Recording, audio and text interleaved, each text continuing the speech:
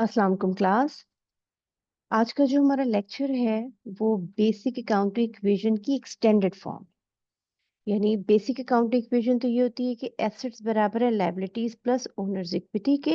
लेकिन अब हम इस प्रॉब्लम में देखेंगे कि डिफरेंट फाइनेंशियल ट्रांजैक्शंस होती हैं, बहुत सारी ट्रांजैक्शंस हैं, उनका अकाउंटिंग इक्वेशन पे क्या इफेक्ट आता है, और उसके बाद हम देखेंगे कि इनका बैलेंस कैसे टैली होता है। यानी दोनों साइड हमारे लेफ्ट हैंड साइड और राइट हैंड साइड हमारे किस तरह से इक्वल होते हैं।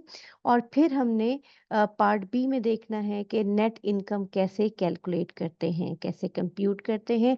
प्रॉब्लम है 1-1A। बुक हमारे पास है फाइनेंशियल एंड मैनेजरियल अकाउंटिंग, और जो इसके ऑथर हैं वेगैंत, कीमल एंड कीसो। सो हम स्टार्ट करते हैं। Kinney's Repair Incorporation was started on May 1st. A summary of the May transactions is presented below.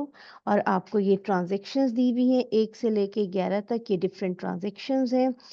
और इंस्ट्रक्शन है number A, prepare a tabular analysis of the transaction. Tabular format में transactions का analysis करना है और using the following column headings. और वो जो अकाउंटिंग इक्वेशन है उसमें हेडिंग्स कौन सी होनी चाहिए, इन्होंने खुद बता दिया है कौन कौन सी हेडिंग होनी चाहिए।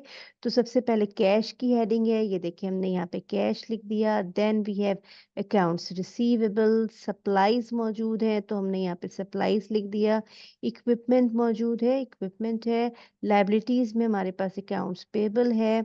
उसके बाद कॉमन स्टॉक मौजूद है एंड रिटेन अर्निंग। और रिटेन अर्निंग के बारे में क्या कहा हुआ है, with separate columns for revenues, expenses and dividends. तो अब आप चेक कर लीजिए कि जो रिटेन अर्निंग्स है वो हमने सेपरेट कॉलम्स बनाए हुए हैं।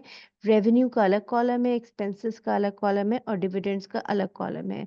तो ये टेबुलर फॉर्मेट जो है ये इसने हमें इंस्ट्रक्शन में ऑलरेडी बताया हुआ था, तो हमने अकॉर्डिंगली इसको प्रिपेयर कर लिया। अब हम देखते हैं हर ट्रांजैक्शन हम वन बाय वन हम पढ़ेंगे और हम देखेंगे कि उस ट्रांजैक्शन के बाद आपके जो अकाउंट्स हैं वो इंक्रीज हो रहे हैं या डिक्रीज हो रहे हैं, और उसको हम एडजस्ट कर देंगे इस टेबुलर फॉर्मेट में अकॉर्डिंगली। तो सबसे पहली ट्रांजैक्शन हम पढ़ते हैं। ट्रांजैक्शन में क्या कहता है, stock holders invested 10,000 cash in the business in exchange for common stock. यानी कॉमन स्टॉक या शेयर कैपिटल इशू किया है और उसके अगेंस्ट कंपनी के पास क्या आया है, उसके अगेंस्ट कंपनी के पास कैश आया है। तो पहली ट्रांजैक्शन में कैश क्या हो रहा है, कैश इंक्रीज हो रहा है, बढ़ रहा है। तो हमने यहाँ पे कैश कितना कर लिया, 10,000 से कैश इंक्रीज हो रहा है। और डबल एंट्री सिस्टम ये कहता है कि दोनों तरफ इक्वल होना चाहिए, यानी कि हर ट्रांजैक्शन के दो इफेक्ट होने चाहिए, दो इफेक्ट होने चाहिए। तो सबसे पहले यहाँ पे कॉमन स्टॉक भी हमारे पास क्या हो रहा है, इंक्रीज हो रहा है। तो आप देख लीजिए 10,000 से हमारे पास कैश भी इंक्रीज हो रहा है और कॉमन स्टॉक भी इंक्रीज हो रहा है, तो हमने ये लिख लिया है। उसके बाद हमारी दूसरी ट्रांजैक्शन है। दूसरी ट्रांजैक्शन हमें क्या कहती है, परचेज इक्विपमेंट फॉर 5,000 कैश। यानी आपने इक्विपमेंट परचेज किया है और 5,000 कैश दिया है। तो जब आपने कैश की पेमेंट की है तो आपके पास से कैश क्या हो गया, माइनस हो गया। और क्या चीज आपके पास इंक्रीज हुई, आपके पास क्या चीज आ गई, आपके पास इक्विपमेंट आ गया, इस वजह से हमने उसको प्लस कर दिया। तो 5,000 हमारे पास से ऐड हो गया इक्विपमेंट के अकाउंट में। तो हर हर ट्रांजेक्शन आप देखें कि हमारे पास एटलीस्ट दो एंट्रीज हैं, डबल एंट्री सिस्टम हम करते जा रहे हैं। और उसके बाद हमारे पास नेक्स्ट आप देखिए, next transaction, transaction number 3, paid 4,000 cash for the office में ऑफिस रेंट। रेंट क्या है, रेंट बेसिकली एक्सपेंस है, तो आपने एक्सपेंस पे किया है, थर्ड ट्रांजैक्शन। तो जब आप पेड का वर्ड यूज कर रहे हैं तो आपके पास से पैसे जा रहे हैं, डॉलर जा रहे हैं, तो आपने इसी वजह से 400 माइनस कर दिया। और क्या चीज किस वजह से ये अमाउंट हो इफेक्ट हो रही है, ये अमाउंट आपकी एक्सपेंसेस की वजह से हो रही है। और तो आपने एक्सपेंसेस जो हैं वो आपने क्या किए, एक्सपेंसेस यहाँ पे ओवरऑल एक्सपेंसेस तो रेवेन्यू में से हम माइनस कर देते हैं। तो यहाँ पे हम क्या लिख देंगे, यहाँ पे हमारे पास एक्सपेंसेस कितने माइनस हो रहे हैं 400 से, अकाउंटिंग इक्वेशन में, यानी यहाँ पे हमारे पास से माइनस हो जाएंगे, रिटेन अर्निंग्स में से यहाँ से माइनस हो जाएंगे, इस वजह से हम इसको माइनस कर रहे हैं। इसी तरह नेक्स्ट ट्रांजैक्शन है ट्रांजैक्शन नंबर 4। हम देखते हैं ट्रांजैक्शन नंबर 4 क्या कहता है। ट्रांजैक्शन नंबर 4 कहता है paid 5000 cash for the supplies. Supplies आपके एसेट्स हैं, करंट एसेट्स हैं, आपने खरीदे हैं, तो कैश आपके पास से चला गया, हमने माइनस कर दिया -500, और आपके पास क्या इंक्रीज हो गया, क्या चीज आ गई आपके पास सप्लाईज आ गई, तो हमने सप्लाईज प्लस कर दी है। उसके बाद नेक्स्ट ट्रांजैक्शन हम देखते हैं, नेक्स्ट ट्रांजैक्शन में वो क्या कहता है, incur $250 of advertising cost और in the beacon news for on account mean उधार पे, आपने पैसे नहीं दिए हैं, कैश इन्वॉल्व नहीं है, तो हमारे पास क्या चीज इन्वॉल्व हो गई है, अकाउंट्स पेबल, यानी आपने उधार किया है, लाइबिलिटीज है, तो कैश एंट्री नहीं होगी। एडवर्टाइजिंग क्या है, एक्सपेंसेस हैं, एक्सपेंसेस से रिटेन अर्निंग माइनस होती है, तो हमने यहाँ पे 250 माइनस कर दिया। और आपने ये कैसे किया है, उधार पे किया है, जो जो चीजें आप ऑन अकाउंट करते जाते हैं, ऑन क्रेडिट करते जाते हैं, तो लाइबिलिटी बढ़ती जाती है, तो 250 आपके यहाँ पे इंक्रीज हो गए। इसी तरह का ट्रांजैक्शन नंबर 6 है, हम देखते हैं ट्रांजैक्शन नंबर 6 में हमने क्या किया हुआ है। ट्रांजैक्शन नंबर 6 आपको कहते हैं receive 4700 in cash from customers for repair service. Company क्या करती है, रिपेयर सर्विस प्रोवाइड करती है, तो कंपनी ने सर्विस प्रोवाइड की है और सर्विस के अगेंस्ट कंपनी को क्या मिला है, पैसे मिले हैं, तो रेवेन्यू भी इन्वॉल्व हो गया और कैश भी इन्वॉल्व हो गया। तो हमारे पास कैश आ रहा है, रिसीव की बात है, इंक्रीज हो रहा है, तो हम क्या लिखेंगे 4700 प्लस में हमने लिखा है। और ये पैसे हमारे पास क्यों आए हैं, क्योंकि हमने रेवेन्यू प्रोवाइड किया और रेवेन्यू से रिटेन अर्निंग बढ़ती है, तो रेवेन्यू हमने इंक्रीज वाली साइड पे 4700 हमने लिख दिया है। इसी तरह ट्रांजैक्शन नंबर 7, 8, 9, 10 एंड 11 तक हमने करना है। सो नेक्स्ट ट्रांजैक्शन देखते हैं, नेक्स्ट ट्रांजैक्शन नंबर 7 है declared and paid 1000 cash dividend. Dividends ना सिर्फ डिक्लेयर किए बल्कि पे भी कर दिए, पे का मतलब है आपके पास से 1000 चले गए हैं, और ये क्या चीज है, ये डिविडेंड्स है, आपने शेयर होल्डर्स को डिविडेंड्स दिए हैं, और डिविडेंड्स से रिटेन अर्निंग क्या होती है, माइनस होती है, तो 1000 हमने माइनस वाली साइड पे लिख दिए हैं। उसके बाद नेक्स्ट ट्रांजैक्शन है ट्रांजैक्शन नंबर 8, और ट्रांजैक्शन नंबर 8 में क्या डिस्कस हुआ है, paid part time employees salaries 1000, यानी एम्प्लॉयज को क्या दिया है, सैलरीज दी हैं, तो हम यहाँ पे पेड है ना, चला गया, कैश माइनस हो गया, कैश डिक्रीज हो गया, तो कितना कैश डिक्रीज हो गया 1000। 1000 क्यों डिक्रीज हुआ है, क्योंकि एम्प्लॉयज को आपने सैलरीज दी है, सैलरीज एक्सपेंसेस है, और एक्सपेंसेस की वजह से रिटेन अर्निंग डिक्रीज होती है, तो हमने यहाँ पे माइनस कर दिया। उसके बाद नेक्स्ट ट्रांजैक्शन हम देखते हैं, नेक्स्ट ट्रांजैक्शन में लिखा हुआ है पेड यूटिलिटी बिल्स ऑफ $140, तो हमने यूटिलिटी बिल पे किए हैं, पे करने का मतलब है हमारे पास से कैश माइनस हो गया, कितना माइनस हो गया 140 माइनस हो गया। क्यों माइनस हुआ, क्योंकि हमने यूटिलिटी बिल्स पे किए, यूटिलिटी बिल्स आपके एक्सपेंसेस हैं, एक्सपेंसेस से रिटेन अर्निंग माइनस होती है, सो हमने यहाँ पे माइनस कर दिया।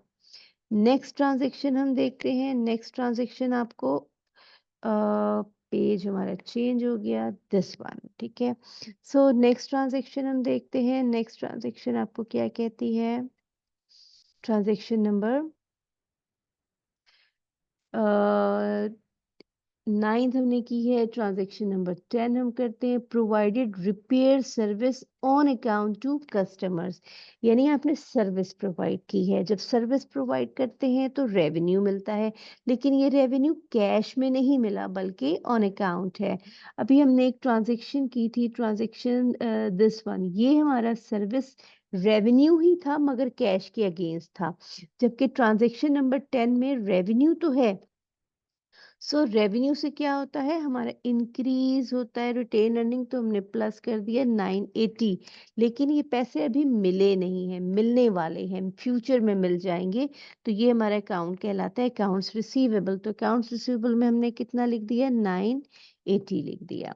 एंड द लास्ट ट्रांजेक्शन हमारे पास जो मौजूद है, लास्ट ट्रांजेक्शन हम पढ़ लेते हैं। उसमें लिखा हुआ है collected of cash $120 for services billed in transaction number 10, यानी कि ये जो इससे पहले $980 की हमने ट्रांजैक्शन की थी, उधार पे हमने रेवेन्यू प्रोवाइड किया था, इनमें से कुछ पैसे हमें मिल गए हैं। तो मिल गए हैं तो कैश आ गया, तो कैश हमने प्लस कर दिया 120 से। और अब हमने रेवेन्यू नहीं प्रोवाइड किया है, लेकिन कलेक्शन की है अपने रिसीवेबल्स की। तो रिसीवेबल्स हम माइनस कर देंगे, कितने हमें रिसीव हुए हैं, 120, तो 120 से रिसीवेबल्स हमने माइनस कर दिए।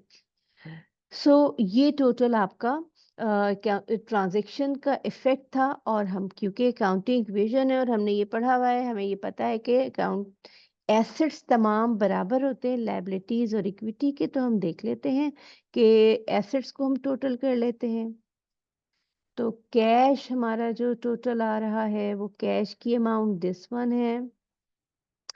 उसके बाद हमारे पास कैश के बाद हमारे पास है अकाउंट्स रिसीवेबल। ये अकाउंट्स रिसीवेबल की अमाउंट है। सप्लाई में कोई ट्रांजैक्शन नहीं है, एज इट इज आ जाएगा। इक्विपमेंट में कोई ट्रांजैक्शन नहीं है, एज इट इज आ जाएगा 5000। तो ये तो हमारे तमाम एसेट्स हैं। तो अगर हम देखें कि टोटल एसेट्स हमारे कितने हैं, तो टोटल एसेट्स हमारे हो जाएंगे, कैश हमारे पास है 6780, इसमें हम प्लस कर देंगे, हमारे पास अकाउंट्स रिसीवेबल है जो कि 860 है, और इसमें हम प्लस कर देंगे 500 जो कि हमारी सप्लाईज हैं, और हम प्लस कर देंगे हमारा इक्विपमेंट जो कि 5000 है।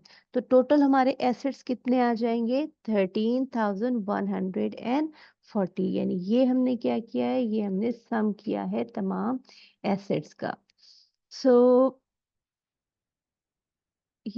दूसरी साइड जब हम देखते हैं, हमारे पास दूसरी साइड पे तो हमारे पास लाइबिलिटीज है। इनको हम एसेट्स को हाईलाइट कर देते हैं ताकि हम डिफरेंशिएट कर सकें। सो ये हमारे एसेट्स आ गए। अब दूसरी साइड लाइबिलिटीज में देखिए, हमारे पास सिर्फ एक लाइबिलिटी है 250, तो ये हमने 250 एज इट इज लिख दिया। कॉमन स्टॉक भी एक ही एंट्री है 10,000 की, तो ये हमने 10,000 लिख लिया। रेवेन्यू हमारे पास दो हैं। रेवेन्यू दो कौन से हैं, इनको हम ऐड कर लेते हैं। तो रेवेन्यू अगर हम चेक करें, तो हमारे रेवेन्यू दिस वन आ गए। एक्सपेंसेस अगर हम ऐड करते हैं तो हमारे जो एक्सपेंसेस आ रहे हैं वो कितने आ रहे हैं, और फिर हमारे पास जो डिविडेंड की एंट्री है, डिविडेंड की एंट्री हमारे पास एक ही है, -1000। सो अगर अब हम देखें हमारी जो दूसरी साइड है, यानी कि टोटल एसेट्स प्लस दूसरी साइड हमारी है टोटल लाइबिलिटीज प्लस इक्विटी, यानी हम यहाँ पे लिख लेते हैं total liabilities plus owners equity. तो अब हम उसका सम करके देख लेते हैं वो कितना आ रहा है। तो ये देखिए, ये 250 है सबसे पहले लाइबिलिटी, तो हमने 250 लिख दिया। फिर ओनर इक्विटी ये 10,000 मौजूद है, तो हमने यहाँ पे 10,000 लिख दिया। उसके बाद हमारे पास रेवेन्यू कितना है, 5680। एक्सपेंसेस से हमारी रिटेन अर्निंग माइनस होती है, तो हम एक्सपेंसेस इसमें से माइनस कर देते हैं। और हमारा डिविडेंड से भी रिटेन अर्निंग माइनस होती है, तो डिविडेंड भी हम क्या कर देते हैं, इसमें से माइनस कर देते हैं। तो जो हमारा बैलेंस आ रहा है, आप देख लीजिए दोनों साइड हमारा बैलेंस क्या आ रहा है, इक्वल आ रहा है। तो यानी कि जो हमारी अकाउंटिंग इक्वेशन है वो प्रूव हो गई कि तमाम एसेट्स बराबर होते हैं लायबिलिटीज प्लस ओनर इक्विटी के, यानी लेफ्ट हैंड साइड बराबर होती है राइट हैंड साइड के। So this was the requirement number 1। अब रिक्वायरमेंट नंबर 2 आपसे क्या कहते हैं, from from an analysis of the retained earning columns compute the net income और net loss for the May. अगर अब आपने रिक्वायरमेंट नंबर बी यहाँ पे करना है, तो नेट इनकम कैलकुलेट करने का तरीका ये होता है कि आपके पास रेवेन्यूज होते हैं और रेवेन्यूज में से आप क्या कर देते हैं, लेस तमाम एक्सपेंसेस, तो आपके पास नेट प्रॉफिट या लॉस आ जाता है। तो अगर हम चेक करें हमारे पास जो रेवेन्यूज है वो रेवेन्यूज कितने आ रहे हैं, दिस वन, ये रेवेन्यूज है और ये हमारे एक्सपेंसेस हैं। तो रेवेन्यूज में से हम एक्सपेंसेस माइनस कर देंगे, रेवेन्यूज की जो हमारी अमाउंट आ रही है वो आ रही है 5680। एक्सपेंसेस अब आप जब माइनस करेंगे तो एक्सपेंसेस की अमाउंट आपके पास आ रही है 1790। तो रेवेन्यूज में से जब आप एक्सपेंसेस माइनस करते हैं तो प्रॉफिट आता है या लॉस आता है, तो अब हमारा प्रॉफिट आ रहा है। प्रॉफिट कैसे आता है कि अगर हमारे पास रेवेन्यूज ज्यादा हो और एक्सपेंसेस कम हो तो प्रॉफिट आ जाता है। हम यहाँ पे लिख देते हैं नेट इनकम या नेट प्रॉफिट, उसने नेट इनकम कही है तो हम यहाँ पे नेट इनकम लिख देंगे। नेट प्रॉफिट भी ठीक है, नेट प्रॉफिट आपके पास आ गया, कितना प्रॉफिट आ गया, 3890। अगर एक्सपेंसेस ज्यादा होते और आपके पास रेवेन्यूज कम होते तो नेट लॉस आ जाता। So that's it from this lecture. Next lecture जो हमारा है वो प्रॉब्लम 1-2 पे होगा। Take care class.